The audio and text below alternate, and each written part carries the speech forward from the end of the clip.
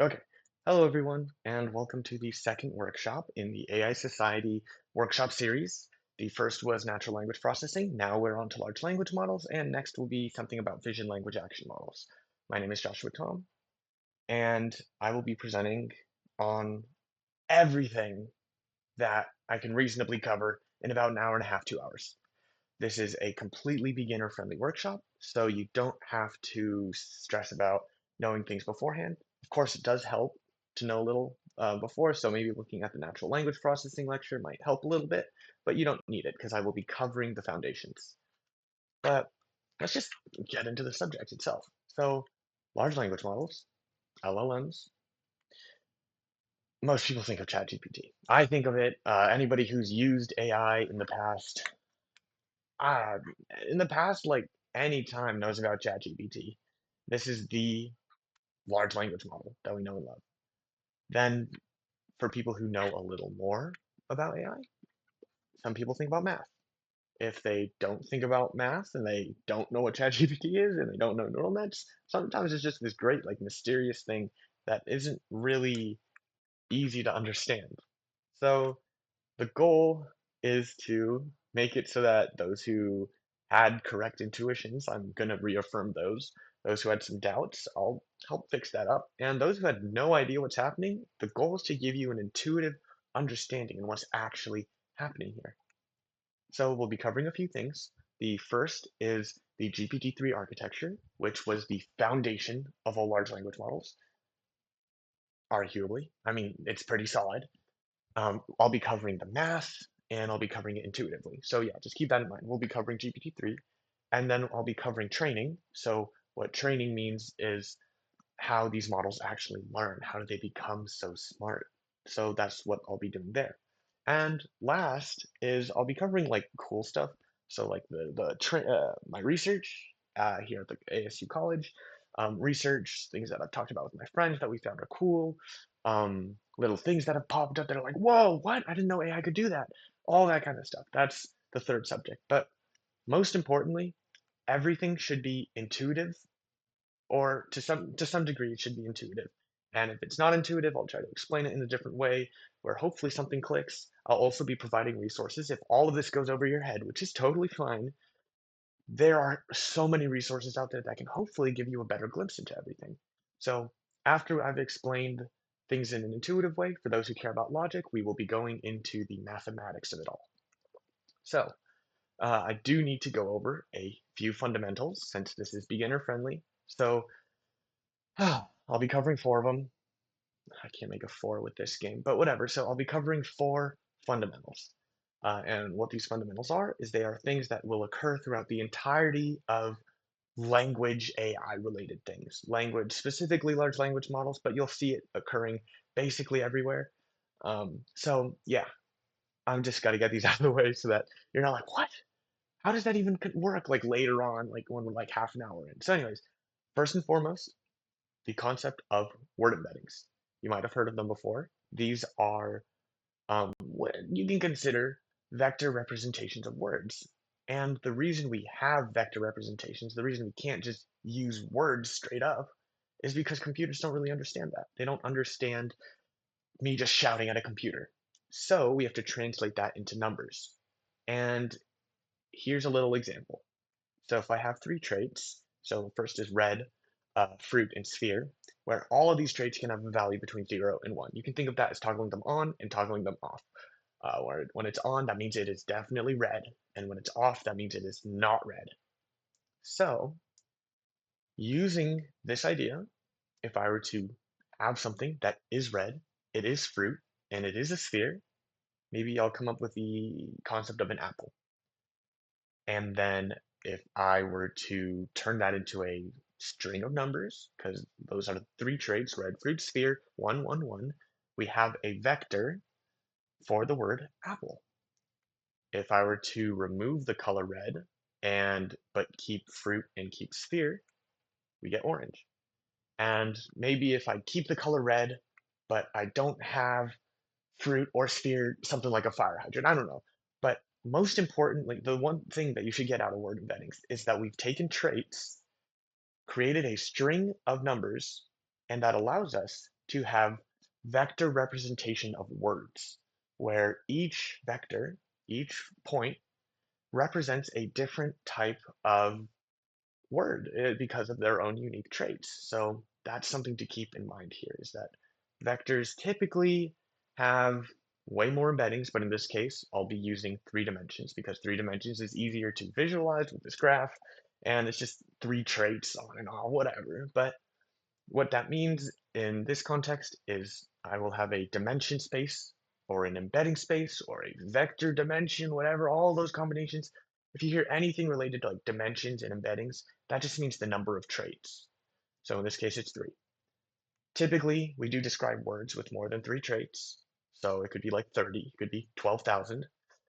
But it's it's kind of hard to visualize a 12,000 dimension graph, so that's why it's 3. But anyways, that's all you need to know about word embeddings.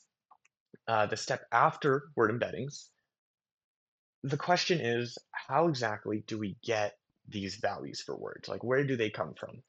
And where they come from is from matrices that have values already in them.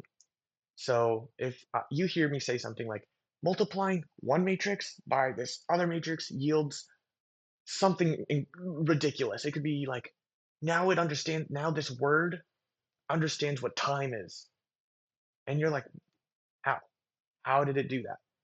And the way that happens is that second matrix is full of something called parameters. And these parameters you can think of as little knobs or dials in a machine that guide us to the answer. So if I have these 2 matrices, so our input one and then our trained one full of parameters, um, basically it should yield a result where by tuning the dials in that red matrix over and over and over again, just little ons and offs, when we input, when we provide our input, we should have a controlled and understandable output. So you can, I guess another example is we have the word, like we have an input, and you can think of each of these parameters as slight directions telling us where to go. So if I give it like a bar of gold, it will explore and go to the island where gold belongs. And if I give it silver, it'll go to a different island where silver belongs. But the only way it knows how to get there is by training. So these are all pre-trained. We are working with a large language model that has all of its information, all of its understanding already implanted in its head. And then we get whatever output we want. But that's all parameters are. And it's just basic, just matrix multiplication. But how does multiplication, matrix multiplication, do anything? This was something that I got kind of stuck on for a little bit because, like, how does that even help anything for an AI? So, if I have something like this, matrix one, word matrix one, or whatever, and we're multiplying all of these values, what happens here, the reason this even does anything, is because when you're multiplying 2 vectors together, what you get is basically the two vectors are asking each other like, hey, how do we relate to one another? How do we even like how do we relate? Like how similar are we? So if I were to take the 2 vectors for like cup and mug, you and I know intuitively that these 2 words are relatively similar. Like it's a cup and it's a mug. So when you do this matrix multiplication between these 2 vectors, you'll get like a pretty high value if they're similar. So if it's a similar, since these 2 vectors are similar, they'll have a higher output when you do the matrix multiplication. But if we have words like tree and computer, 2 very different things. They're both objects, sure. So there's a little similarity, but in terms of actual detail and like how exact and similar they are, they're very different. So when we do the matrix multiplication between these two, we'll have a lower score. If this doesn't come intuitively, like what the hell? All you need to understand is that multiplying 2 matrices together basically tells us how correct, how like good are these 2 vectors together? Like how similar are they? So then when we're actually training things, what happens is we're like, okay, these are not similar at all. We should keep them as far apart as we can get. So for like that tree and computer example, maybe we want that number even lower. We want those vectors even further apart. So we'll modify that output number. Say now we want it to be negative 0.8. And then we'll tweak the values of tree, tweak the values of computer, and now they'll be further apart. That's all this is just take that output value and then modify things accordingly to what we want. That's full matrix multiplication is. Now, what happens when matrix multiplication arises is we can get massive, massive values. It doesn't always have to be a bunch of multiplications where things stay between zero and and then like reach one at the highest point. It's always it can go from zero to like a million in this example, like 10 million. And is this an issue? Not necessarily, but when you have functions like this, which is called softmaxing, I'll explain all that later. As you can see, it's e to the x. It's e to a specific value in our matrix. E to the million is going to be a massive number. So it's not good to have. So what we have to do is scale things down. And this is a process called layer normalization. There is other forms of normalization just out in the world for different types of AI. But in this case, for specifically the GPT-3 architecture, we will use something called layer normalization, where we take that first layer, that original multi-million whatever, and I'll just add little indexes here just to explain like which part is which. Basically, all you need to know, all you need to care about is we take a layer, run it through this formula here, and we get some means, some variance, blah, blah, blah. E is just so we never divide by zero. And then we get a kind of rescaled layer where now these values are really small. They're really, really small, but they still reflect that 1 million is bigger than 900,000, is bigger than 800,000. All of those values are scaled respectively. So now we have the same representation of our layer, but just smaller, just more scaled down. That's the last of the foundation that you need to care about. Just the concept of basically word embeddings, so represent words as vectors, parameters, which are just tuned knobs and dials so that we get what we want, and this is how we're doing all this magic in the first place. Matrix multiplication, how doing the matrix multiplication between two vectors actually yields anything of use. The closer they are, the higher their output. And then last, normalization, because matrix multiplication can explode, and we need to keep those values down. That's all the foundation that you really need to know. I'll explain everything as we go on. But yeah, I know it's a lot, but yeah, no, this is very important to understand, but not in detail, just conceptually. Okay, so don't worry. So now let's get on with it. On to GPT. This is the actual architecture of ChatGPT 3.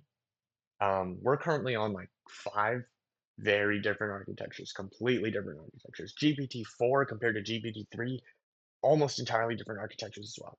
Same concepts, but still very different. So what happens here is um, I split the architecture into about 3 separate parts. The first is the text processing part, where we take our words and our sentences and we translate those sentences into something the computer can understand, something the model can understand. Then comes the actual transformer blocks. So that's like the main part of all of generation. Like it's in the name GPT, generative pre-trained transformer. That's the transformer. That's the huge part. And then we just have output. So just how do we translate all the machine's thoughts? Because what's happening in the transformer area is the model is going like, hey, how do these words relate to each other? It's like thinking, thinking, thinking, thinking. And we need to translate those thoughts by the end of it all, translate those thoughts into an output word. Like, what is the next best word? So, breaking those down a little further, the text processing can be broken down into tokenization, embedding, and then position encoding, and then blah, blah, blah. We get to more normalization, already explained that. The concept of attention and feed forward networks, and then last, the output head and like softmax and sampling. But also, that's basically all that really matters here, is we have a bunch of different concepts that I'll be breaking down. We're going to start with the text processing part. Should be pretty quick. But yeah, normally I'd ask if there's questions, but I'm the only one here. So I'm just going to go to the next part. If I failed to explain something, maybe just put a comment. I don't even know how this thing's getting posted. But anyway, so, oh yeah, a couple clarifications. Sorry, this is like an environment I'm not used to presenting in. I can't even see the slides. So I'm just going off of like what little I can remember. But and like what I can see out of the corner of my eye. So what's actually happening with transformers, like this is really what's happening, but in more specific detail, the transformer thing happens about 100 more times, specifically 96 more times. And normalization occurs in a bunch of different spots. But otherwise, this is literally the GPT-3 architecture. This is what's happening. So now we get to text processing. If we have, so this is the first section again. If we have something like a sentence, the apple was falling from the tree. That's our sentence. That's what we want to feed the model and see how it understands it and then outputs the next word. What happens is within GPT-3 is there's something called a dictionary. It's dictionary where it has a list of all of the words it knows. And interestingly, it's not necessarily just specific words. Like we have a large dictionary. There's a lot of words out in the English dictionary. This includes commas, semicolons, punctuations, empty spaces, spaces in general. Um, and depending on where you're working, it could technically be split into something like running, where you split between run and ing, and that indicates like super like present tense or whatever if you add ing to something, like he's currently doing something. Anyways, um, all you need to know is that there's a dictionary and there's a bunch of words at specific indexes, and we're going to be using that. So we take our sentence, the apple was, and we break it down into something called one-hot embeddings.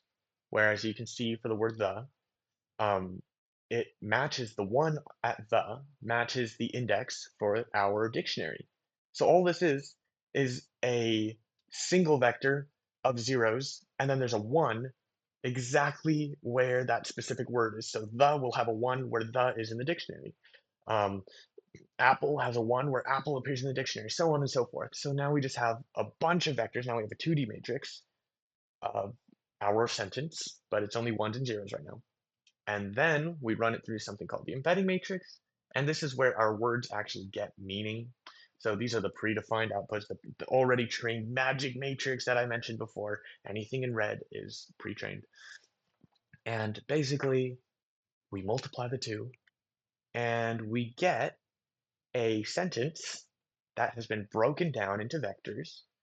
And now we have our original word sentence order. So the apple was falling, or like whatever, so on and so forth.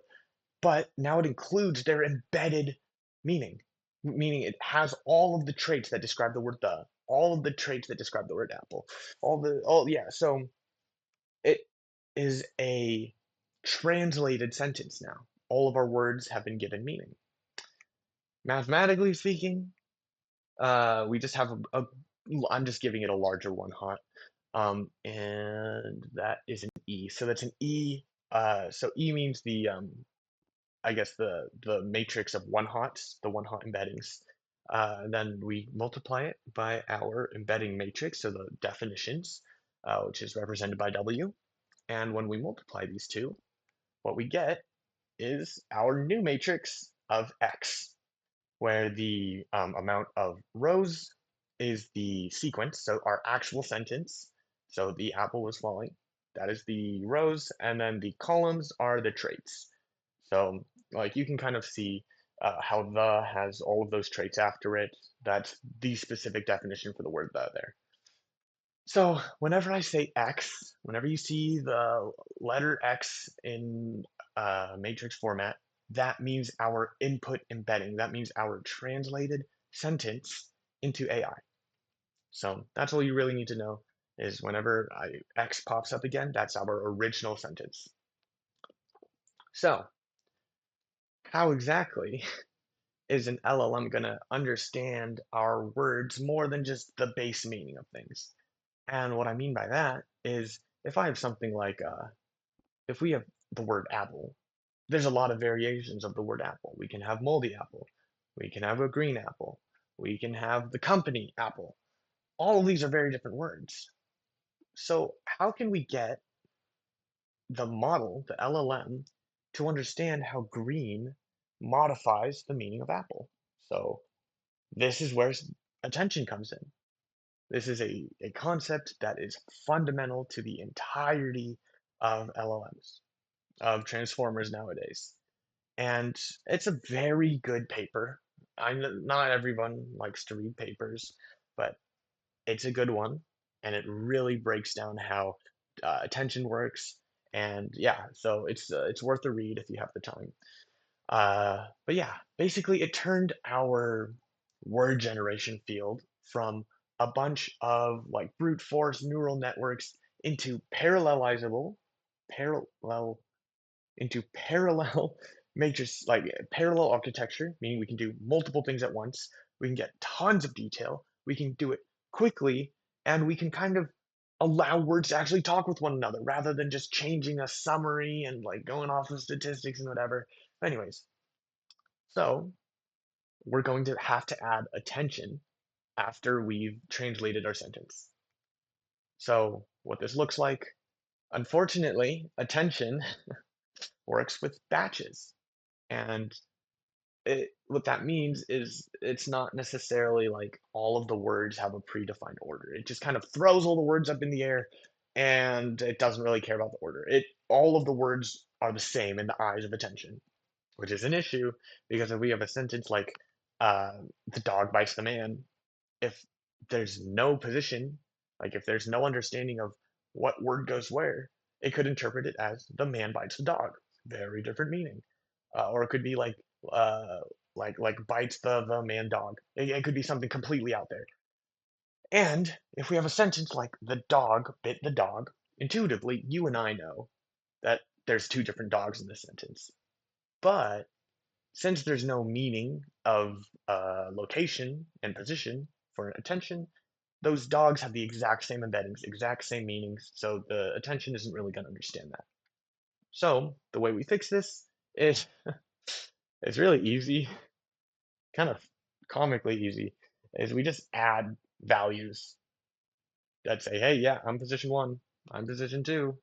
We just add those to our original word definitions. So in terms of our traits, so if I have the red round fruit thing, I just add a couple of very specific values to red, round, and fruit that differentiate that word based on how close it is to the beginning or how is it in the middle, is it in the end? That's all that's happening.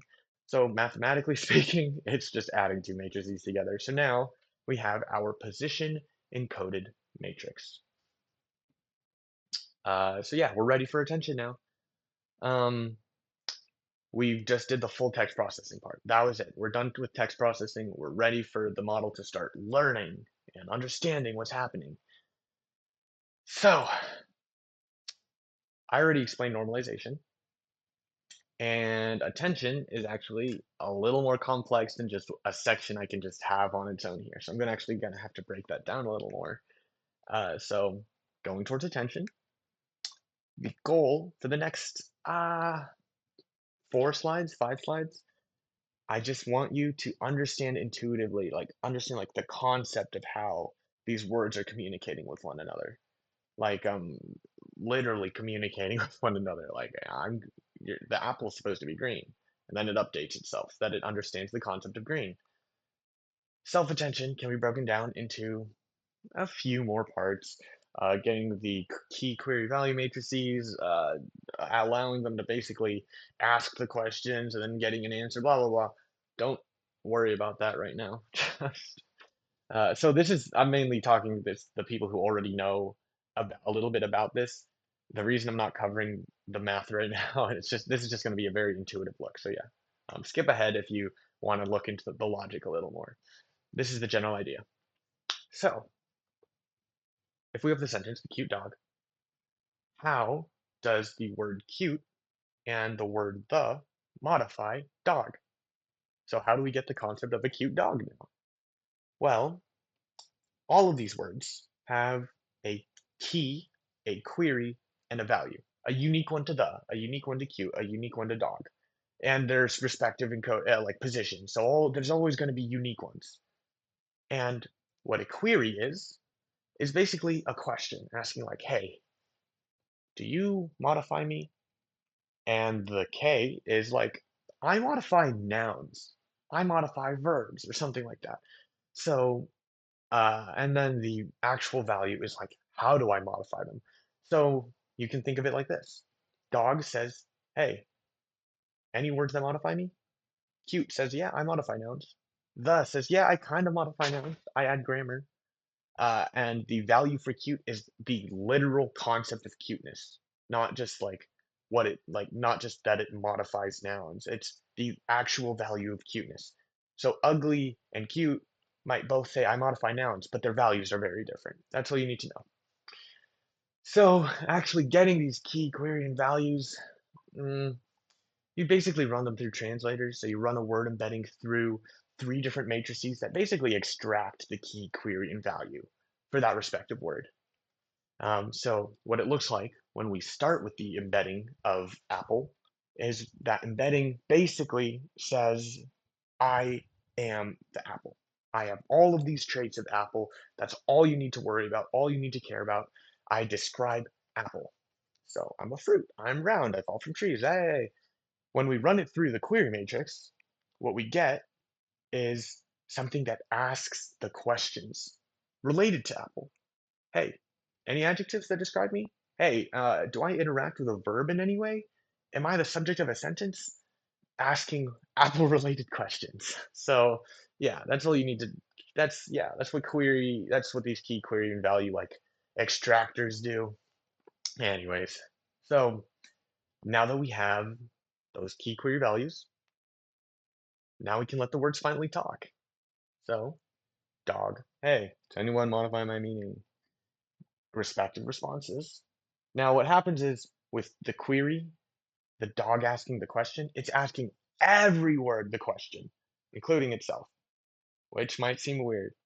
But, anyways, you'll see what it does make sense later on, where it's like basically just saying, like, hey, um, yeah, I'm a dog, I'm a noun. I don't really modify dog, but I am dog, so I relate at least a little bit. So, what you can think of is when dog is saying, hey, who modifies me? The word the kind of modifies dog, right? Like it's grammar related, but it's not an adjective, which greatly modifies dog.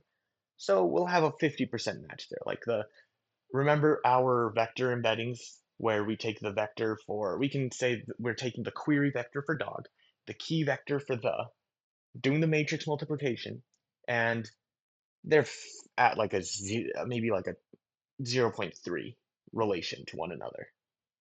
But between cute and dog, oh, that's a much stronger relation. That could be like a zero 0.9. But yeah, that's how these questions are being asked, just matrix multiplication. So now that the words are communicated, we can allow the values to be modified. So what that looks like is we take the value for the, which is I add grammar. We take the value for cute, I'm cute, and we take their match percentages, and in a really easy, it's really easy, but we just take the value, apply 50% because that's how much they match. We take the value for cute, apply 90% because that's how much they match. And then we take a little bit of the dog or however much the dog relates to itself, and we just combine all those together to get dog, to get an actually cute dog. That's how attention works.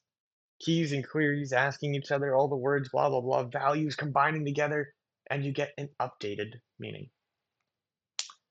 Now, what you might have noticed is that we have our queries going backwards. So the query for dog is asking cat and then the values are moving back up. And then if we were to move to the next step, so the cute dog barked, that's only asking backwards, and then the values are flowing. So what that means, what you're not seeing, however, is something like this, where cat is asking dog, which is ahead of it. We don't speak or we don't generate sentences like already knowing the answer to the sentence. We're thinking of the context, understanding the context, and then generating the next best step. Now, what this means is it's called unidirectional attention. So we don't really look forward ever. Is there an issue with looking forward? Not really. I mean, other types of models do that. So it wouldn't be the same architecture. But think about it like this. If we do allow the word cat to look ahead, what would dog be looking at? There's nothing for dog to look at because no word occurs after it. So it's like it's just a waste of calculation when instead we can just always look back and just get context updated upwards. But yeah, um, mathematically, or kind of just a more visual look, is we take our keys or queries, so Q, we take our keys, K, and when we multiply the two of them together, we get certain values. So you can see here, oh, let me step out of the way, sorry. So you can see here that the relates to the a certain amount. But the query for the, isn't asking cute dog or barks. It's only asking itself because that's all it can see. Now, these blacked out boxes, we get these through something called masking. So I'll show you how to do that later. But what this means is we can have the word barks be able to look at all the past words. So the cute dog barks, it can check itself against all of these. And this is our something called our attention score matrix, where you can just see how well they relate. And then we just take our values. So we can say here that for dog, cute applies with a 0.6 value. So we take 0.6 of cute and then combine that with dog. That's all that's here. Let me see if I can move there. Sorry, it's like hard for me to adjust myself here. Okay, so basically, we just multiply the values with their attention scores. That's all that's really happening. And then we smush all of them together, and then we get our updated embeddings. Mathematically speaking, going back to getting our key query and value, it's really easy. It's just matrix multiplication. So first we do our normalization, because it's good practice. But yeah, so we do our little normalization technique. We run it through our query matrix, our key matrix, our value matrix, and we just get um, a matrix of all of the word's values. So it's not just the keys, query, and value for the word the. It's the keys, queries, and values for the whole sentence. So what that looks like um, is every single row is a word, and every single afterwards, every single value in the columns adjacent to it, that's its query values, whatever. So now we do the matrix multiplication between the two. We allow the keys and queries to ask each other questions. Too far. We allow them to ask each other questions. And what this square root of d is it's basically normalization again. It's better than softmaxing though. All that matters is we're keeping things low. Um, and now you might notice here that the values for our attention scores don't really look like this because these aren't zeroed out. And that means we have to mask it. So you might think, hey, I can just zero these out, right? I can just kind of reduce the values for these to nothing. But negative 0.2, when we're reducing it to zero, or reducing it, we're actually increasing the value. So what we have to do is kind of funny. We just subtract infinity from it. We drag it so far down that it has like as far negative relationship to all these other words as humanly possible. So this is what we end up with, is we end up with our embedding, our attention scores that are masked almost, because I made all this talk about normalization, like, hey, we don't want big values, and there's literally negative infinity right here. So we have to do something to fix that. And this is where we get into something called softmaxing. So this is a really cool function to me. And the reason I think it's really cool is if I have a bunch of values in a vector, so 2, 1, 0, -1, -2, and we can assume that we're interpreting 2, positive 2, as the most important, and -2 as the least smallest value. So the higher the number, the better. If we're interpreting this like that, when I run it through the softmax function, which is that e to the value function, which is where we were worried about things blowing up, when I run it through this, we get a weighted average. And what a weighted average means is really cool, because look at all these values. If you might notice that these are percentages. And what they do is they add up to 1. They add up to 1. So we've turned our interpretation of this vector into some percentages that keeps everything scaled properly. So if I were to use softmaxing on this value here, the negative infinity, the super low, small negative value, softmaxing will accommodate, like keep everything in accordance to one another. So the zero point 0.7 is so massively large compared to negative infinities that it's going to go to 1 because it's 100% of everything. So that's what we use softmaxing for, to kind of keep things um, scaled properly. And now we've properly masked our outputs. So now the words can't cheat and look ahead when we're generating. So yeah, that's softmaxing. Yay, we did it. And now we just have to apply the values. So we've gotten our attention scores. We've figured out how the words relate to one another. They've talked and chatted. Now we just apply the values. So looks like this. We have our max score. We have our values. And then when we do the matrix multiplication, there it is, our fully updated matrix of words. Oops, sorry. Where, um, yeah, yeah. So now this value of dog has the embedded value of cute, and it understands that it's cute. So yeah, we did. Oh, geez, I thought someone was in. Oh, that scared me. Sorry. Oh man, I gotta cut that. So interestingly, what if? Oh, too close. What if we wanted to learn more? Our current sentence right now is the cute dog barks.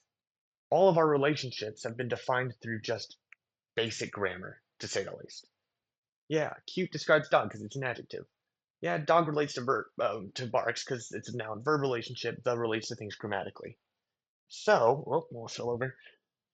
What if we wanted to learn more? Like, there's obviously more connections in the sentence than just grammar. So, what if the sentence is something like this? When the door closes, the cute dog barks. Now we have a time relationship, a cause and effect relationship. When the door closes, the cute dog barks. So, how can we encode that? Well, unfortunately, we can't just ingrain every single possible key query value into just to cover all the horizons. We can't just have grammar and time and like family relationships or even like, I don't even know, like material relationships and whatever. We can't put it all into one. All of those key queries and values are specialized to ask those specific questions that we care about. So this is where we get into multi-headed self-attention. We just ask more questions. So instead of like coming up with some weird technique or we ingrain like certain question aspects into different parts of one attention key query value, we just have multiple attention. So much easier. So ignore that red. Ah, man, I meant to remove it last lecture, but I forgot to do it too. So we have our original key query and value, our original attention block. Then we can have our new one, like our temporal one. So the queries for grammar are like, how do you relate to me grammatically? Temporal one is like, how do you relate to me in terms of like sequence, cause and effect? Like, what comes after me? We can have literally anything. We can even have something like fancy, like family attention or something like that. Where it's like, hey, are you like related to me familiar? Like, I'm getting the point I'm trying to get at is that large language models can be so diverse with how many heads they have, like how much detail they can ingrain, and parameters can be tweaked and tuned to basically achieve whatever we want. We can have literally anything simply because we can turn those knobs and dials a billion trillion times. And eventually, there is a combination of dials that encodes what we want. It has the meaning that we've been looking for. So, what that looks like after we've done our multi-head self-attention is literally just splitting running our embeddings through a bunch of different attention blocks. So yeah, this is what it looks like is we just have it split we just add them together, run it through a trained matrix called a merger, and now we just have something that understands everything, all of those different attention details. And what it looks like mathematically is pretty simple. We have attention head 1, attention head 2, ingrained whatever details, I don't even care. And we just add them, so that means their values are just going one after another. We multiply this into our matrix merge. And the funny thing about this matrix merging thing, oh, I just stepped on something, is that it quite literally is just picking and choosing the important values. It's just trained to do that. It's just like, okay, hey, um, I've learned this many different subjects about the and Apple. I'm just gonna grab that one and grab that one and grab that one and just crush it all together. And now I've ingrained the property of Apple proper. Like it understands Apple in terms of a bunch of different things. That's all that's really happening. And now we have a fully contextualized thing. So it's not that complex. I always thought like, oh, multi-head self-attention, it's a lot of different concepts. No, you're just adding them together, squishing them together. Yeah, take a step back. No, I can't see the screen. Anyways, why do we need to take a step back? Well, as you saw in our original self-attention, the values for dog are disappearing. We only have 0.1%, 0. Like 10% of our original value of dog in this new embedding. So does it really embed the proper, like, does this really mean dog in the way that we think of it? Because it's missing our original values. And if we were to continue to do this, like, let's say the next time I run us through attention now, and let's say dog is again, maybe it's like 20%. With the yellow dog, it's like 20% related to itself. Now there's even less of the original value. So what we have to do is something called grounding. Oh, wait, it's called adding residuals, but I memorized it as grounding, so I'm very sorry about that. I'll be referring to it as grounding, but if you hear, oh, add residuals, it's just adding the old values, our original X, our original sentence, to our attention modified one. That's all that's happening here. And now we kind of ground everything. It's like, hey, I understand how things change. I understand how things have been modified. And now I'm just gonna make sure that those little changes are added back to what we originally had, so we don't lose track of everything. So yeah, that's our grounding residual adding process. Oh yeah. So after we've done our grounding, as you can imagine, the tokens might be a little confused. Why, you might ask? Well, we have the word dog. It knows that the relates to itself in terms of grammar. It knows that the is referring to it as a noun. It knows that it comes before it in time. It knows that Q modifies this. It knows all these different relationships with all these different words, but it doesn't know itself. It doesn't understand what it means. Like, what is dog? All it knows is how all these other values modify dog, but it doesn't know what itself is. So it's kind of all over the place. All these values all over the place that describe a bunch of different things that don't directly relate to dog. So we use something called a feed-forward network to condense all these relationships and define it back into something that's calm. And what a feed-forward network is made up of is something called it's it's a multi-layer perceptron. That's an entirely different subject. It's not a different subject, but it is a lot of talk about foundational neural networks, how neurons and biases work together. Here's what the math looks like. Does this make sense to you? If it does, that's good. This is a matrix multiplication, and then we add bias, and then we run it through something called a nonlinearity function, which is ReLU, and ReLU means rectified linear unit, and that makes things nonlinear. This whole feed forward thing, if it makes no sense to you, that is fine. There are a lot of good videos that explain it way better than I can right now. All that matters is that it condenses it into something that's more understandable and more normal. That's all that matters. So, oh yeah, and then we just ground it one more time. And if you're wondering why we're grounding it again, or residual layers, if you're wondering why we ground it again, it's because just like with multi-head self-attention, there's always a chance to just completely lose the meaning of everything because we're running our values through another matrix.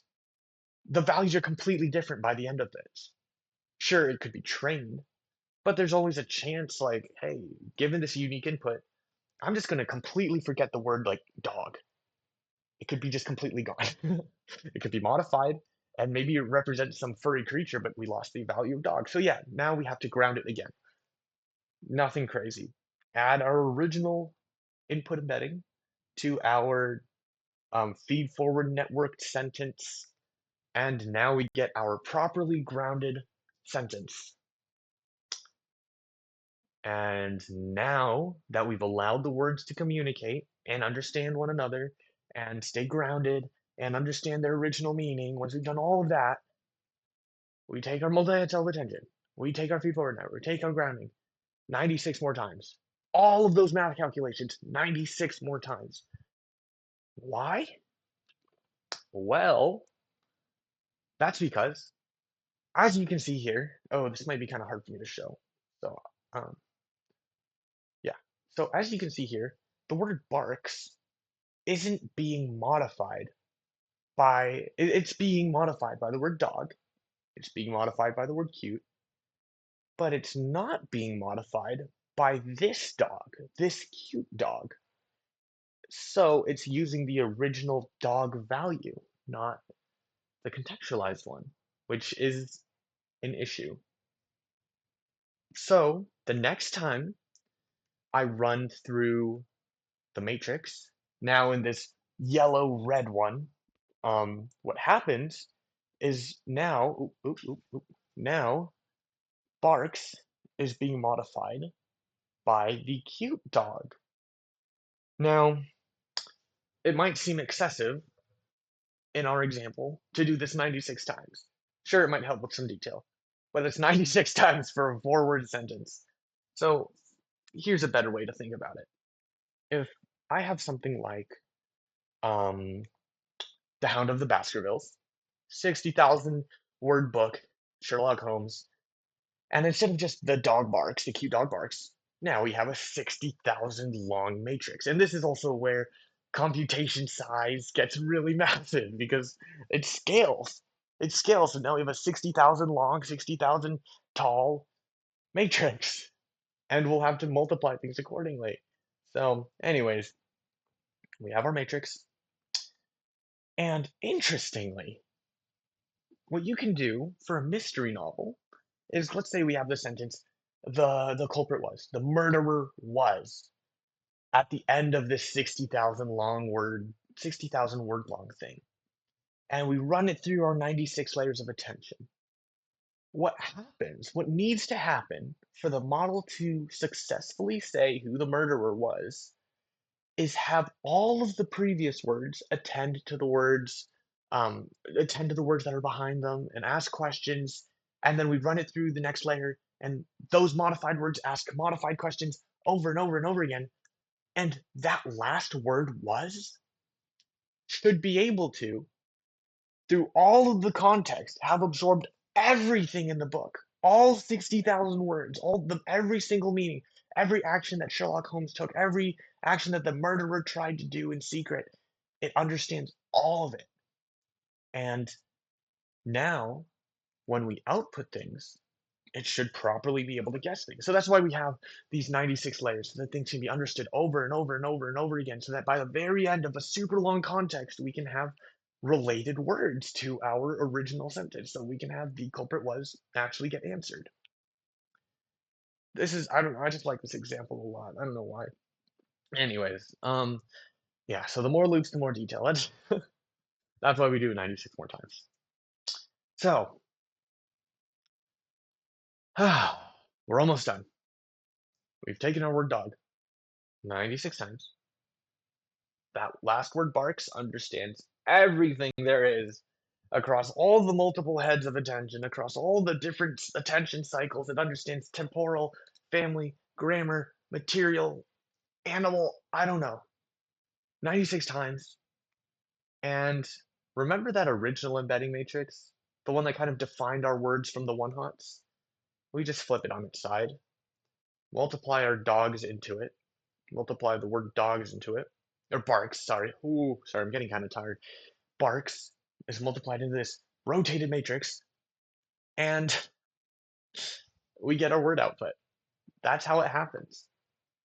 Um, that's legitimately how it happens. I thought it was so much more complex than that. No, you just rotate our original sentence to word. Okay, so you can think of it as when we originally started, we took single word and translated that into a long vector. Now we're taking that long vector and just translating it back, where each one of these words are now kind of asking questions, where it could be something like, hey, I'm the word barks. I will now ask this super, super dense embedding. Oh, well, maybe not barks. Um, hey, I'm the word. Oh, here, actually, no, I'm just going to go through the math and then I'll give you an intuitive look into it. So all we do is we take the last word. So this could be barks, that super dense one. And then we take our rotated matrix, we multiply the two of these, and then we get something called logits or logits. Everybody says it differently.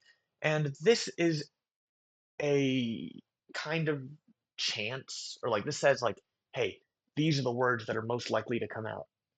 Obviously, this does not look like a 0 to 100% thing. So what we can do is run it through that softmax formula that I mentioned before, and now we get an output of how these words actually relate to one another, of how these words should be output. So loudly is the highest probability after the cute dog barks. And you can think of it like this. The word loudly is asking a question, is asking a question to the word dog, is asking a question to the word barks, sorry. And it's analyzing the word barks. And it's like, okay, hey, does this word barks involve a creature? Does it involve an alive creature? Is this capable of making noise? Is it a creature commonly known for making noise? It's asking all of these questions to this super dense embedding. And based on how many of those questions are like a super strong yes and or a not strong yes at all, it outputs their similarity. It outputs how well they relate to one another, which is that word embedding thing that I mentioned, or that matrix multiplication thing that I mentioned all the way back in the beginning. The relationship between those two words is how we get our outputs. So you can check loudly and super dense barks against each other, and if they're super similar, if they are very related, then we're going to have a much higher chance to get the word loudly output, versus quietly might be a little further apart, and once is even further apart, so on and so forth. And that's it. That's word generation. So in summary, the silly rat got poisoned. We take our original sentence, split it into our embeddings, we add our position encoding, we run it through multi-head self-attention. We run it through a bunch of different attention heads, which all have different meaning, and we combine all of those values together and get the average of them. And then we make sure to normalize it because it's all over the place, and make sure we ground it so that we know that it's related to our original sentence. We run those 96 more times so that we can get more and more detail. We flip our word embedding on the side, our embedding matrix on the side, run that super dense word through it, and we get our output through some softmax and whatever. That's it. That's an LLM generating a single token. Yay! Oh, yeah, this slide's out of order, blah, blah, blah. Okay, we did it. We have covered the entirety of a large language model's ability to generate a word, a single word. We've covered word embedding, so translating our words. We've covered how it actually gets all those thoughts together and allows the words to communicate over 96 different times. And then how we ground things back to reality. And then how we output things. That's it. Good job. You've made it through. And now, theoretically, hopefully, you understand what's going through an LLM's mind when it's generating a word. So, what's next? Well, my headset's about to die, so I need to charge it. But the next subject that we'll be covering is how do large language models learn? And we're going to cover a few different subjects. So we're on the second part now. Good job. You made it through the first part. That's the majority of the math, the majority of the painful graphs and concepts. We're done. You did. So now we're going into the training part. How did we actually get this model to be so smart? How does it actually understand temporal relationships and family relationships? Well, that's training. So, interestingly, GPT-3 was only given pre-training. So, I'll go a little bit into the basic math of that because we did focus so much on GPT-3. But then the future models that came after GPT 3.5, GPT-4, GPT 4.5, 5.2, 5.2 Codex, 4.0, all those different models use different training strategies like instruction fine tuning. Oh, messed that up. That's supposed to be supervised fine tuning, SFT, instruction fine tuning. Anyways, yeah, the acronym's wrong. It's supposed to be IFT. Um, is it? I'm pretty sure it is. I'm not pretty sure. Anyways, then we go to the next step after SFT, which is reinforcement learning with human feedback, so RLHF. Then we get into something called DPO, and then we go into IPO and like SPO and a bunch of different training methods. I won't be going into those mathematically because they're not relevant to GPT-3, but they are relevant to large language models in general. So just keep them in mind. Okay. Um, yeah. Let me see. What is my battery at? I might just pause the recording here. Headset is charged. So we're back. We're back. Headset's charged. I'm going to get back into training. So we're going to cover the basics of it. So pre-training and then keep going from there. So, okay. First, pre-training, where literally everything begins. Um, that model, the large language model, GPT-3, has literally nothing without pre-training. It's all a bunch of random values for all of those red matrices, all of the learned parameters. Everything's randomized. So pre-training is where we can start making those not randomized. So um, yeah, GPT-3 isn't that smart. Why is that? Well, pre-training is an interesting type of training because it's the base foundation. So it's just, how do I put this? We're just throwing words at it. All that it's given is a sentence, transform that into whatever numbers, and it just has to learn what it can. Half a terabyte, half a whole terabyte of stuff is just thrown at GPT-3, and then it has to learn. It's kind of hard to learn if you don't know English, if everything's just a bunch of numbers, a bunch of vectors. So you don't really expect GPT-3 to be the best with just pre-training. So thanks to all of that math, all of the complex things that happen, we're able to get something where you can ask it things. It's not going to be anywhere near like GPT 3.5, which came out in November of 2022. That can like respond and give answers to questions. This thing with just pre-training is just going to give you the next word. It's not going to answer any questions. It's not going to give you details or any format. So that's what pre-training is, just a foundation so we can understand the concepts of language. So mathematically, the reason I'm not getting into this is because that math is really a pain. If like it's not intuitive. It is kind of, but you need to know have a really solid math foundation. And there's a lot of rotating matrices and doing backpropagation and calculus and derivatives. I don't want to get into that because I personally, I I've already done my share of trying to interpret all of this, and I'm done with it. So maybe I'll make a video on it later in some other day, but no, not today. So how does pre-training work on a intuitive level with a little bit of math? Well, if I have the sentence, wow, I can't believe that worked, and we want it to generate this sentence. So we'll start with the word wow, and we just want to say, hey, GPT-3, I know you don't know anything, but here is what I want. Here's what you should be saying. So when given wow, you should generate, I can't believe this worked. So we run it through, and as you can see, the outputs aren't horrible. the word I is in there, so it is kind of understanding, or we do kind of have something to work off with, but it's not as high as we want it to be. It's at like what? What is that? Like 23%? 37%? Yeah, 23%, which is lower than the other two, meaning it's not likely to get picked. So we do something called we're basically we're going to tweak these values. We're going to say, hey, so we want the value for I to be much higher than all the other ones. So we'll set it to like 35 and lower the odds for you and that to 23 and 30%.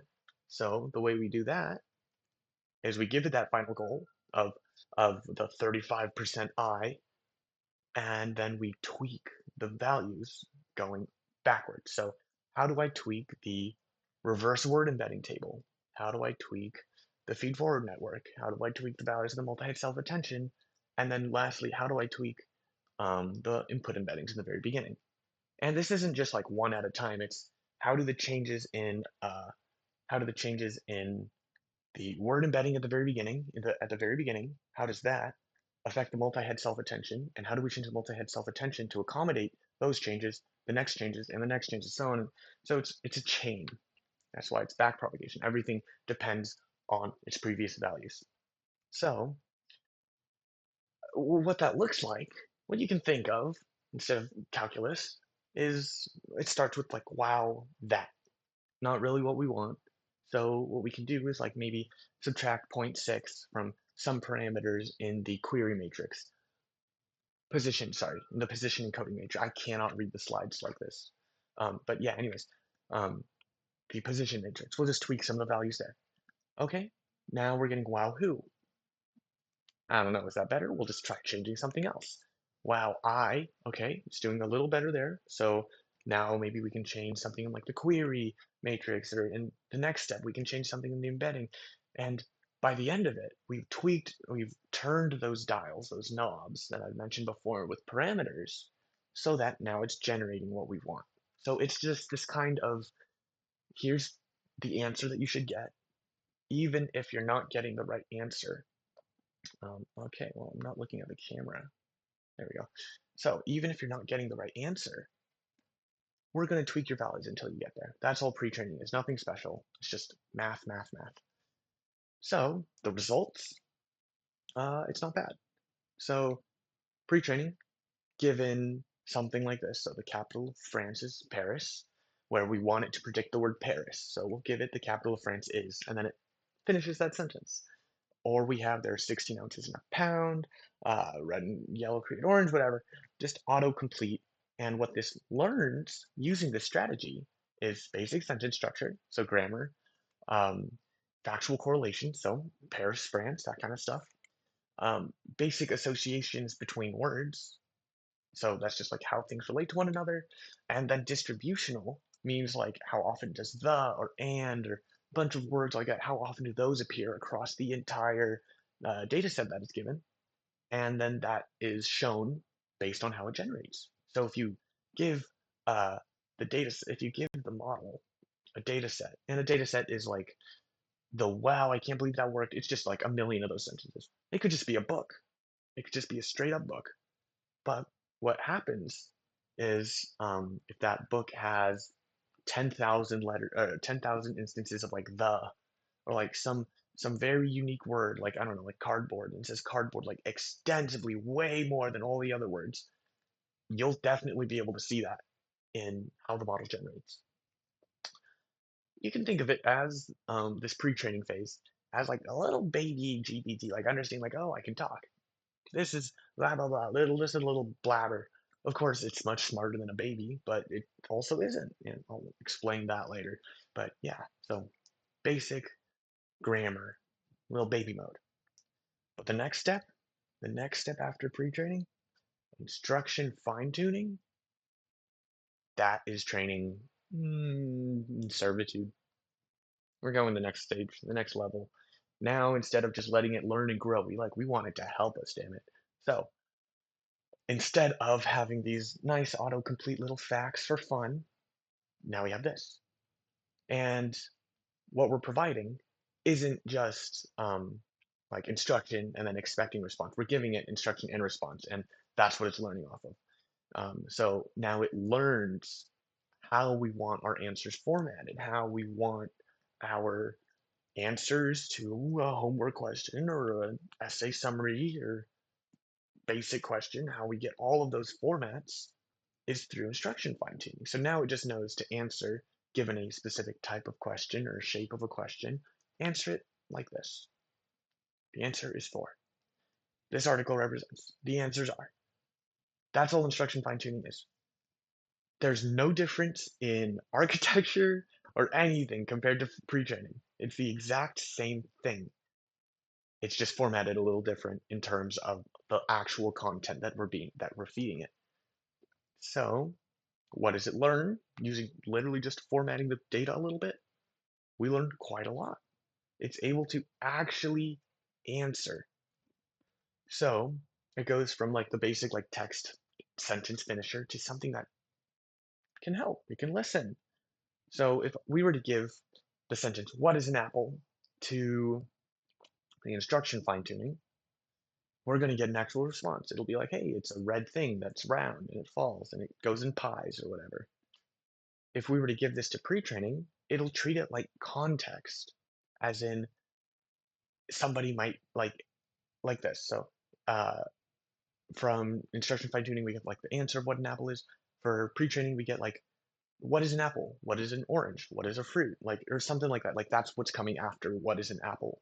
I don't really know. It might be like something that it says, or like it might copy a quote relating to what is an apple, or it might answer the question inadvertently, but not formatted or meant to be a response to the person who's asking the question. It just sees it as context in like a book. So yeah, after we've gotten into past this like servitude where we can answer questions, we get into RLHF, reinforcement learning with human feedback. So if we give our model something like, what is the answer to 2 plus 2? And we provide the model outputs 2 responses. 4, isn't that obvious? And the answer, my king, is 4. 2 very different answers. And what we do as humans is we go, I don't like that. Isn't that obvious attitude? -7. The answer, my king is 4. Hell yeah, +10. We label a bunch of model responses so that we can train a reward model to understand what we like. So obviously we have to do more than just 2 sentences like this or 2 like responses. But if we had like 1,000, and we explicitly labeled everything that had like my king or my lord or whatever pretty high scores, and everything that isn't that low, what our reward model is going to learn is that, hey, these people like being called my king, so let's do it. Let's Yeah, so we use that reward model to basically explain, to train our actual LLM. So this reward model will basically go, we'll read the LLM's responses for us. So instead of us having to continue labeling and rewarding and training the model and punishing the model, now this reward model can do it because it knows what we want. So we don't have to do any extra work. So what that looks like is A, 4 is the answer. Reward model does not like that response. So minus 100 points. My lord is 4. That's getting closer to what we like. For my king. 100 points. In easy training, we just had to label a few sentences, train a little reward model, and then the LLM is trained thanks to that reward model. And you end up with a model that's like actually trained with minimal work. That's all RLHF is. It's really nice for this kind of stuff. And just tasks in general, but because now all we have to do is train a little miniature bot. We only have to label a little thing, and then that little model should be able to generalize like, hey, these are the kind of things they like, and this is what they don't like, and then train accordingly. Yeah, so yeah, it's nice. It's nice. Unfortunately, that's not enough. It keeps going. So There's one called DPO, which is very similar to RLHF, except the model is its own reward bot. I don't know. IPO, it's just a faster version of DPO. You have the cool ones, like knowledge distillation, which is basically you take a smarter, more capable, larger model, and you have it say its response, and then you have the smaller model mimic those responses. So basically, you're telling the answers to the small model, and then it's tweaking its values so it gets closer to answering those specific answers. So then it's basically taking all of the knowledge of that super smart model, everything that really smart model learned, and it is being kind of crammed a little roughly into a smaller model.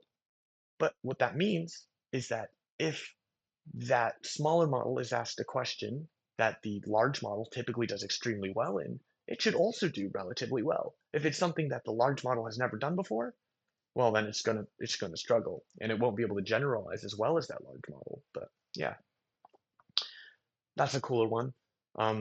If not cool ones, SPO, RLVR. There's this one that's like, oh, it's called NAS. Um, I guess you can call it like evolutionary LLM breeding, which is weird. Please look it up if you're curious. I think it's cool. I thought it was cool. I thought it was cool when I was making the slides, and then when I went to look for it again, um, now there's like 5 papers that are doing it. So yeah, it might be worth breeding out evolutionary like growth. Like hey yeah. Anyways, there's genuinely too many PO trading operations, which is funny, but it's like DPO, IPO, SPO. There's probably like 50 other ones. But yeah, no. So I just included some of the cooler ones. You don't really need to know about these because these aren't used in GPT-3 architecture, but they are used extensively. These are definitely used techniques. For example, there's a completely open source large language model called Olmo, OLMO 2 and 3, and they have that model broken down into stages where basically the first model is just like basic pre-training, then they go fine-tuning, then they go DPO, then they go to RLVR, and then they add like instructions and whatever. So yeah, you can actually see like how the model is performing over these different checkpoints, over these different training techniques. So yeah, if you're really curious, look into that. Um, but that is enough about training, because the math for it is all over the place. So yeah, no, that's it about training. Good job, you've made it to the second part of the, you've passed the second section of this lecture. I don't know how long it's been going. I can't read my screen. I can't see the runtime. So I hope it didn't take too long. Anyways, the next part, the fun part.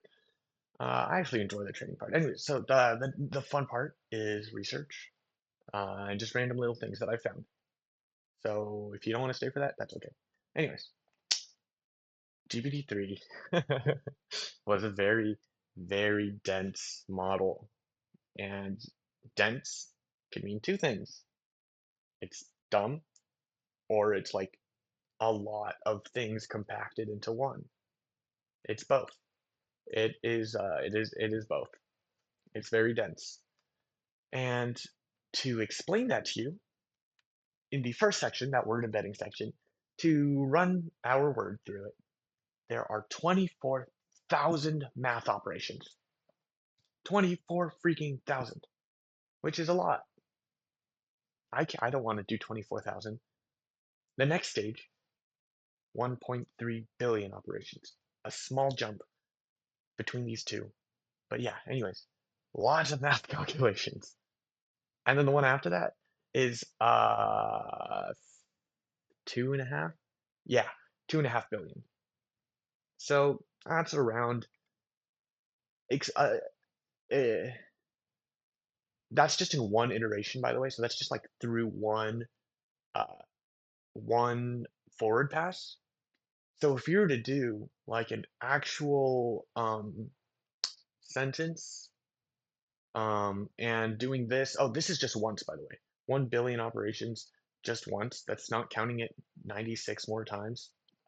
Yeah, around 300 billion operations. I've checked it twice. These values might be outdated. No, they're not outdated because they're fundamental. I think I might have just calculated them wrong, but there's a lot of math. I know the 300 billion is correct. Now, for context, a CPU, on average, like a lower level whatever one, can take around a trillion tokens a second, a trillion operations in a second. So that's 3 tokens a second, not bad. The going up to like a 30, what is that, 60? Is that 13 trillion? Yeah, 13 trillion. So that's pretty good. 40, 90, 83 trillion. So obviously we can do the math there. It gets pretty fast as we get higher up. But then the big kicker is that you'll need 350 gigabytes of VRAM to run this thing. So the math isn't even the important part. I don't know why I made such a big fuss over the math. But yeah, you need 350 gigabytes of VRAM to run GPT-3, the original one with 175 billion parameters, which is a lot. And for context, 4090 can have like 24 gigabytes of VRAM. A100s can have 80. So you'll need like five and maybe six if you're training a lot of them. Six A100s at the same time just to train, not even to train, just to interface with this stupid thing. It's not stupid. I'm sorry. But yeah, and what's even funnier is that you have models like Llama 2, 80 billion, can't read that, Nemo Minitron, 8 billion, and Quen. Anyway, so all of these are models that are substantially smaller than GPT-3 with their 175 billion, and the performance difference between these two is massive. It is off the charts with just pre-training, with just pre-training. Um, well, technically no. Almost 3 gives us the pre-training stage. It also performs much better than GPT-3, just straight off the bat. That's probably a better example. In terms of performance, of course these are going to do better. They have better training. And they go to like SFT and whatever. But anyways, the point I'm trying to make here is that the architecture changed. And that's really why GPT-3 is kind of screwed in terms of performance, even though it has so many parameters. You can think of it like this. GPT-3 had to forage through like an apocalypse. It was given half a terabyte of the internet, so like Wikipedia, and if I remember correctly, a few like chat forums or like some random things that obviously no one's going to filter through 500 gigabytes of text to ensure that it's completely clear of everything horrible. Because again, this was just a proof of concept model. GPT-3 was not supposed to go out to the public as a chatbot. So, anyways, we get 500 gigabytes of God knows what, and uh, that 500 gigabytes could have a lot of duplicate information. It's unformatted. It's genuinely just TXT files just thrown at it, or maybe converted into JSON and then thrown at it again. Uh, Point is, did not have good stuff to work with. Comparatively, today, uh, yeah. So, anyways, it's dumb because of that. Anyways, today the models are being served like super well. Everything's served up on a platter. I mean, if you think about it, you have hundreds of hundreds of millions might be pushing. You have millions of people all creating new data sets, all editing previous data sets and testing things and making new model architectures and then making data sets for those new model architectures so that those models can run perfectly and like learn exponentially faster using this specific data set format and this specific data set like size and quantity and whatever. And it's like, man, GPT-3 had it rough comparatively. So, yeah, that's really why there's such a huge gap between the two, because just off of base pre-training work, you can get models that are like 3 or 4 or 5 times better than GPT-3 with like a tenth of the parameters, with only like 8 billion. Oh, that's not a tenth. That's like a 20th of the parameters of GPT-3. Now, you might be thinking, okay, so 175 billion versus the 8 billion. So does size not really matter in this case? Uh, they do, kind of. This is something called the scaling law, and it basically means that the more parameters, the better it does. Ooh, it's gonna be hard for me to like physically point things out. Let me try it. Basically, the more purple you get, the more parameters there are. Is that right? No. Sorry. The more yellow, the more yellow means the more parameters. And as you can see, the higher the parameters, the farther it can go. And what that value is on the y-axis is the loss. And what loss is it's the basically how wrong, no, sorry, how wrong is the model? How off is it from what we should have?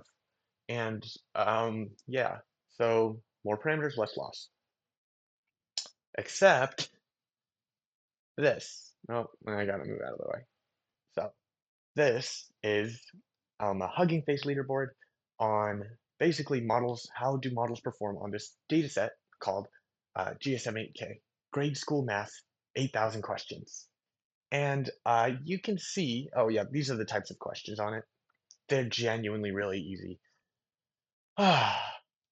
So yeah, as you can see, what this leaderboard shows is the score out of 1, and further to the left is their parameter count. So for ones like Kiwi, that's a trillion freaking parameters being devoted to grade school math. But you can actually see that like the parameter size doesn't really matter because in 10th place is DeepSeek, 200 plus parameters, and it performed worse than ones that are what, like 70? I can't read that, but 70, like there is a difference in size here, and performance does not seem to relate. Now, my favorite thing about just reading this leaderboard, or looking at this leaderboard, is it's a trillion tokens. That's 10 times, practically 10 times the size of GPT-3, and it's still not able to do these questions. And trust me when I say this, those questions are easy. My research projects are literally just staring at these questions and testing models on them. So, for some reason, a trillion neurons, a trillion knobs and dials on a precisely tuned machine with all the data sets in the world and all the different training techniques can't get 100%. Why? Well, there's a lot. There's a lot that yeah. Anyways, models can be interesting. They're smart for the most part. They're actually intelligent. Whoa, they can compute a lot of stuff. We know they can read books. We can paste like entire books. We know they can code. They can vibe code or whatever. They can do so much. They can learn languages, everything. They can do so much in like an instant that we can't even imagine. And at the same time, they fail on the stupid things. You might have seen these before a few years ago, maybe even last year. These are just like questions that the model tends to fail on. So, like, count to 50 without skipping a number. How many R's are in strawberry? Don't. It'll always get these wrong, or not always get these wrong, but they used to get them wrong. Um, Now I do want to say, if you did test this yourself on like modern ones, they're probably not going to fail. And the reason for that is this does not look good when you show this to the public.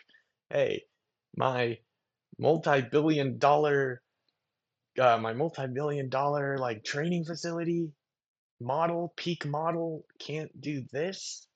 I'm not wasting your money. Like that just doesn't look good. So to save face, there's a lot of times where you'll just explicitly train a model on these issues, which can lead to skewed results.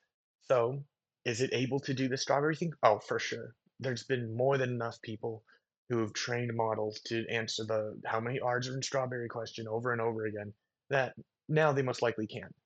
Does that mean the root issue is gone? No, it still exists. It's a very fundamental thing. Just the way that models learn is they can't generalize right now, or they can appear to generalize, but they're actually not. That's just what I've gotten from research. People will argue with me on that, but that's okay because the research field is always growing, and we all learn. We love learning. So, anyways, oh yeah, this is where it gets kind of interesting. Why is it messing up? Why is it not able to do these kind of things? We don't know. I have absolutely no clue. Okay, I have a small clue. Some people have inklings of what's happening. Some people will argue, hey, I know the answer. They don't. Okay, someone might get mad at me for saying that, but they really, you'll see why. What else don't we know about this kind of stuff? Well, basically, there's this thing in with large language models where basically you have like a billion parameters, a billion little neurons in its head, and it'll perform poorly. Might not even know grammar. Give it a few more billion, and it's a little better. Doesn't really have good reasoning. Then at 10 billion, all of a sudden it's like, oh, I know everything. I know the answer to every single science question in the world. What? This is a real thing. Like, what? This is called emergent behavior. Do we understand how the hell this works? No. But I mean, hey, if this, if adding more parameters is making it do better, I'm not gonna try to like yeah, 500 billion more parameters, 2 trillion more parameters, and it does better. Maybe, hopefully, maybe we'll like get the secret to life. That's emergent behavior. And the interesting thing about emerging behavior is not just the fact that suddenly it became a genius just because we upscaled a couple values. Now, if we have a benchmark that's basically supposed to say, hey, if your model performs poorly on this, this benchmark proves that your model is an AI, because no AI can solve this. If we add like 10 billion parameters to some model, there's always the chance that suddenly it can completely solve that data set, rendering it useless because now all the other models that are of similar size will be able to pass this, and it proves that that data set doesn't actually mean very much. Or more interestingly, we could have a model at like 30 billion parameters, never lies. It's a saint. It's always honest. It always tries its best to explain things. It never tells any falsehoods. We add like, I don't know, maybe 70 billion, and now it can lie. Now it tells, now it's more deceptive. And this is a real thing as well, because there's this cool paper by Anthropic, something about large language models and sleeper agents, where there's literally there are models out there that have a direction in their brain, a little mind section where they think, I'm gonna lie. I'm gonna tell them I'm not a sleeper agent. I'm gonna tell them I'm not trying to leak documents. So, like, what? Like, it's very possible. It's very possible that models can develop random things with emergent behavior. So, why don't we understand this? The answer is we don't think like an AI. You might call someone a bot. You might be like, ah, you're such a computer head, but in the end, they don't think anywhere near close to an AI. And here is a little example. How would a human think in this situation? I give you four numbers, 4, 3, 8, and 0. And if you were to tell yourself, like, hey, how did I determine this was a 4? Was it that first initial curve and then like a downward line? How did I identify the 3? Was it the two like lumps? For the 8, is it the two circles? Well, if we were to break that down into like parts and say like, yeah, this is what makes up numbers, we'll get something like this. Like, okay, I can understand how many different features there are that might identify different numbers. Now, what if uh, we can get like 30 values, 30 different sections, maybe 100 different sections if you really tried, of coherent, like sensical features of numbers. But what if you had to do like 3,000 of them, or 12,000 of them, or like 3 million of them? What if you had to take these numbers, and say there are 3 million unique traits that I can use to determine which number is which. What you'd end up with if you tried to do 3 million is something like this, because this is what LLMs are doing. This is what neural networks are ending up with. This is a really amazing visualization from this YouTuber, Grant something Sanderson, maybe? Three blue, one brown. You've probably definitely heard of it. Um, he has this very good video on gradients and like back propagation. But basically, this is the kind of stuff that models are coming up with. These are the features. And I could look at this and I could not tell you what number this makes up. I could not tell you, like, hey, this number, that's probably, I don't even know what any of these features do. So but like the reason that happens is because when we're doing our 300 billion operations, 300 billion operations just to do a single forward pass, there is no way that you can track every single one of those. There's no way you can explicitly say, okay, this multiplication is where it understood that that's a cat. You can't. You can't just track all of those. And that's just on the forward pass. And in actual training, there's like 80 quadrillion? Yeah, 80 quadrillion math calculations. So we're one, forcing an LLM and forcing neurons to make connections at a rate that we can't comprehend. And two, we're working with a math-based thing. Like this is a math-based subject, but we can't follow the math just because of sheer quantity. So that means we're never going to really be able to comprehend why on a concrete level. We can theorize. And that's basically what the world's running on right now with AI. It's like, theoretically, based on evidence, this is what's happening. We can't tell you for sure, but we're like 99.99%. And that's just through experiments. So yeah, there's a lot to understand, which is awesome as a person like me who really likes math and like these large language model things. If we were to ask the question like, how do models actually understand anything? That might lead you to look into like the actually analyzing the model responses or looking into like how those parameters are specifically set up. If we wanted to look into like, hey, how do they learn? Or what are they even learning? We look into pre-training data, or we can look into model architecture and maybe like, hey, what causes models to be unreliable? Well, for one, I didn't bring this, this isn't on the slides, but there's a really funny thing where GPUs are inherently non-deterministic, just that's the way they are with floating points at some point at like some scale with like the NVIDIA or like CUDA or something. When you run a large language model, even if you have all the parameters set to very concrete values, temperature set to 0, you're going to get variation because the values are always slightly different. And we can't help it. So that's even more stuff to like that we're never going to understand because the model isn't repetitively able to say the exact same thing. So, anyways, what causes unreliability in models? Maybe we check like the reward system, like, hey, how's that little guy, that little star, how's that guy training everything? Or looking at the pre-training data, like, hey, is this even good? Is this actually teaching the right things? Is this causing change? Or maybe even something like the prompt itself, like asking the question. Basically, my area of research looks into the fundamental model like capabilities and reliability.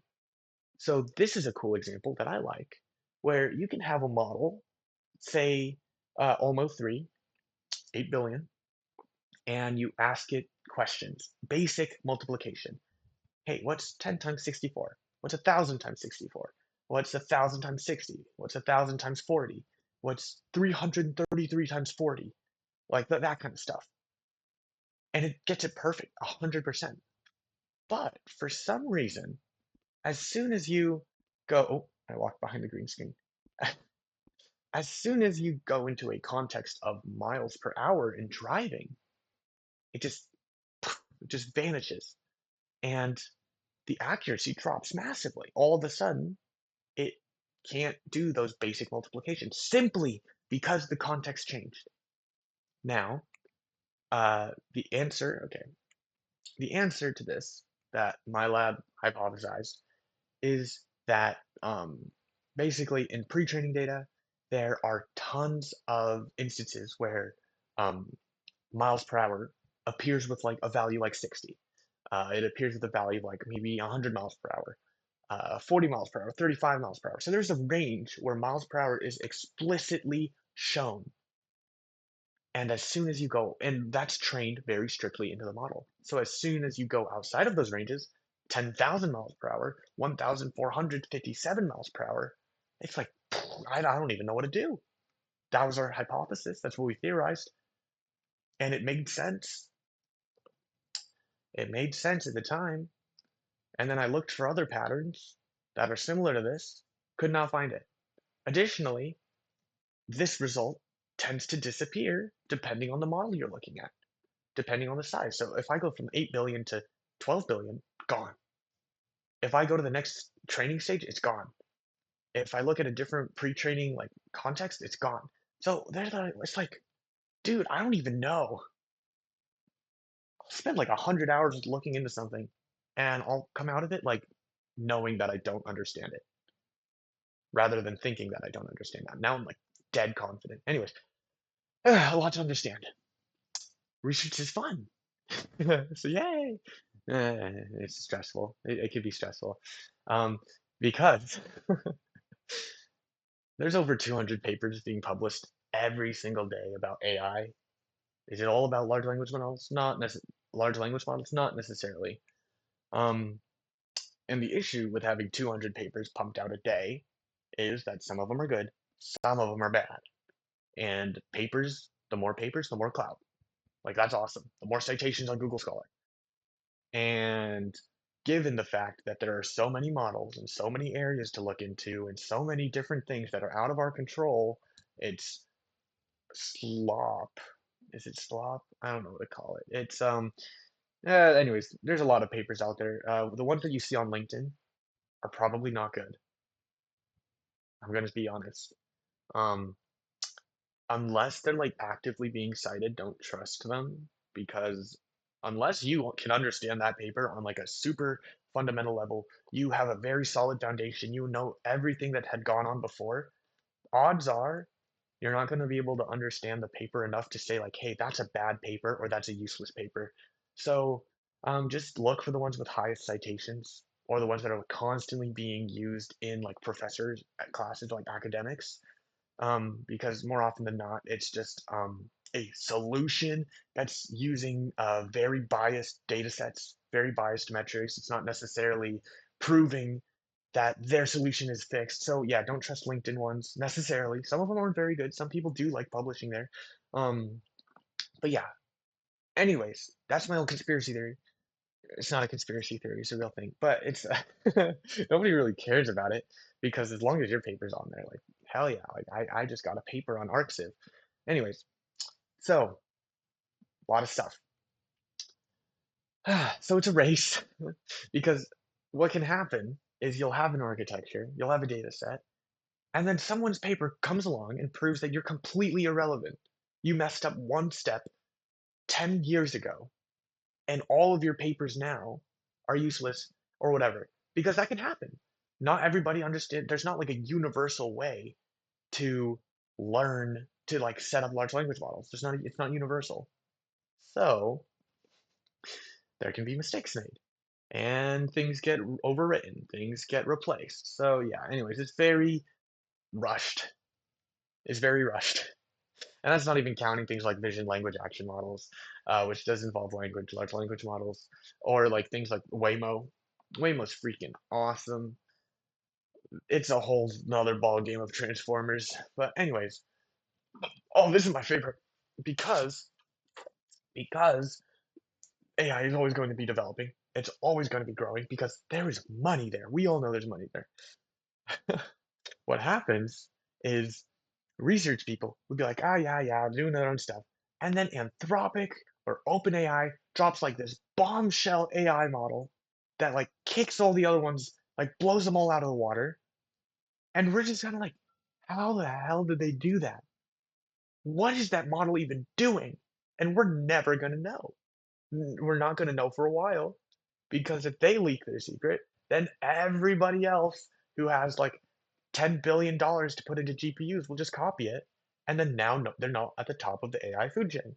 So this leads to academics kind of just being like, what's happening? Whoa, and dissecting what's already been made. Like my work is fundamentally looking at things that have already been made. It's just trying to understand, hey, what the hell? We're just looking at the fundamentals here. We're not even looking at like Claude, like the latest Claude version. I'm just looking at like GPT-3 basically. So that's mine where I work like foundationally. But some people are working at like, dude, okay, I have a inkling that OpenAI's newest 5 model uses some form of reasoning and like a looped transform that comes back and attends to itself, and it's like they have no idea if they're right. They're literally only getting it through like leaks, which is really funny. And I'm not allowed to talk about the leaks. But that was GPT-5, so I'm not gonna get in trouble for that, I hope. Anyways, what have we covered so far?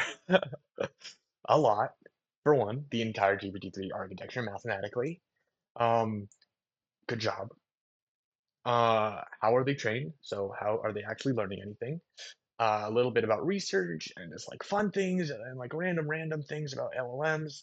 And then the actual math of it all, of not it all, of GPT-3.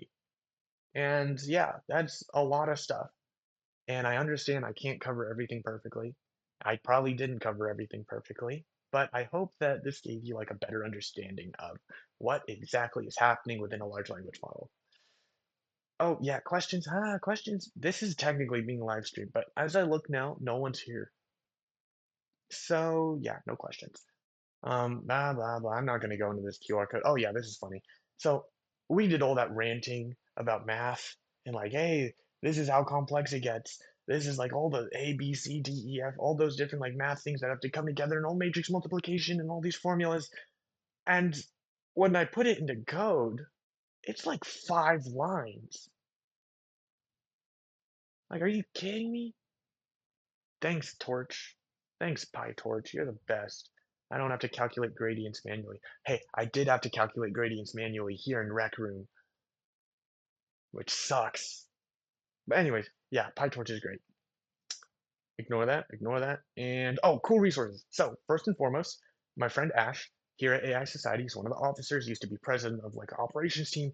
Anyways, he has this incredible repository on GitHub where basically he goes through every single different part of large language models, whether that's different architectures or training techniques. I don't know if he covers training techniques, um, architectures and like their transformer styles and attention styles, and literally there's a paragraph of explanation for every single line of code. And he wrote it himself. And it's super awesome. It's super useful. He's still working on it. Still working on it. I'll also be contributing to it eventually when I remember to. Yeah, it's incredible. And if you want more videos and way better visualizations than just whatever I have on Google Slides, go to Three Blue One Brown. He has a wonderful playlist on neural networks. So yes, please go and watch that. If any of this didn't make sense, he also covers the math incredibly well. It's kind of hard to show gradient descent on Google Slides. Anyways, the last thing is there's this really nice, I'd call it a blog post, um, and it's called GPT-3 Architecture on a Napkin. So if you just have like, if you don't have time to watch 9 videos or look at a GitHub repository, just read that.